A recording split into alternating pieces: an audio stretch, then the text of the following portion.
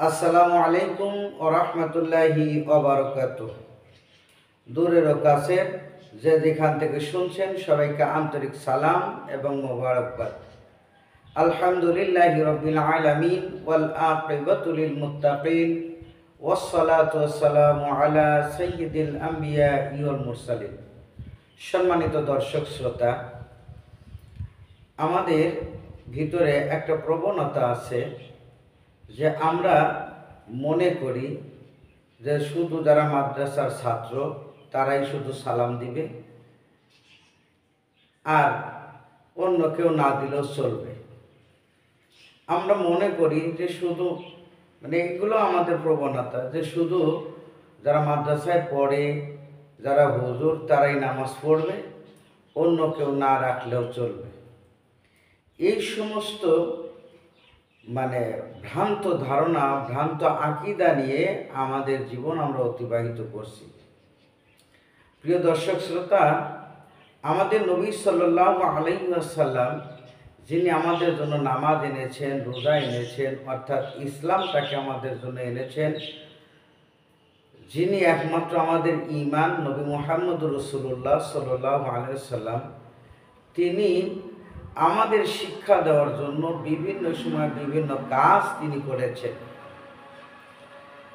তারই ধারাবাহিকতায় একখানা হাদিস এসেছে, আন আনাসিন রাদিয়াল্লাহু তাআলা আনহু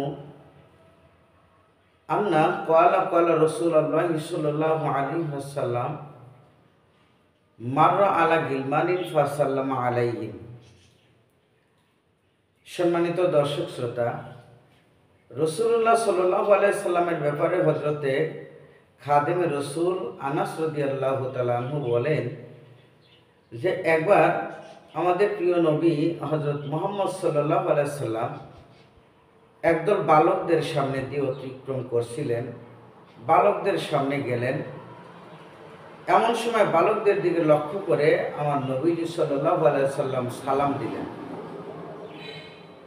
প্রশ্ন হলো যে ছোটরা বড়দের সালাম দিবে, এখানে তো ওই বালকেরা ছিল ছোট আর আমার নবী তো বড়। এরপরে কথা হলো যে নবী সাল্লাল্লাহু আলাইহি সাল্লামের মতো সম্মান আল্লাহর 18,000 মাখলুকাতের মধ্যে কারো নেই, তাহলে তিনি তো সালাম পাওয়ার উপযুক্ত। তাহলে তিনি সালাম দিলেন যুবকদের, বালকদেরকে। এরপরে হযরত আনাস রাদিয়াল্লাহু তাআলা আনহু এই হাদিসখানা বর্ণনা করলেন, তার মানে তিনি দেখেছেন, তিনিও তো সালাম দিতে পারতেন। স্বয়ং রাসূল সাল্লাল্লাহু আলাইহি সাল্লাম কেন সালাম দিলেন?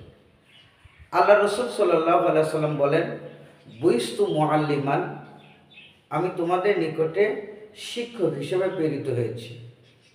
নবীজি সাল্লাল্লাহু আলাইহি সাল্লাম শিক্ষা দিলেন যে তোমার সন্তানকে তুমি সালাম দাও, তোমার সালাম দেখে তোমার সন্তানও সালাম শিখবে।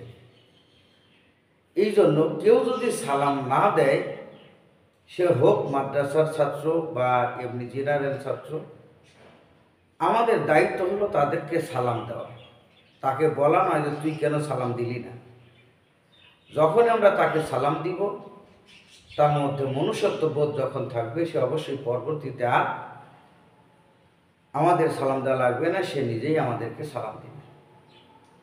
এই জন্য এই সালামের ব্যাপারে হোক, যে কোনো বিষয়ে হোক, আমরা উপরের দিকে দোষ চাপিয়ে না দিয়ে আমরা যদি নিজের দিকে টেনে নিই, দেখা যাবে যে আমাদের এই আত্মসমালোচনা, আমাদের দিকে টেনে নেওয়া, এগুলো দ্বারা আমাদের ঈমান আরও মজবুত হয়ে যাবে।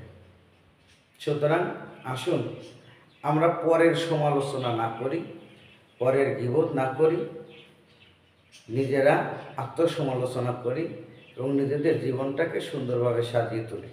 আল্লাহ পাক আমাদেরকে কবুল করুক। ওয়া আখির দাওয়ানা আনিল হামদুলিল্লাহি রাব্বিল আলামিন। আসসালামু আলাইকুম ওয়া রাহমাতুল্লাহি ওয়া বারাকাতুহু।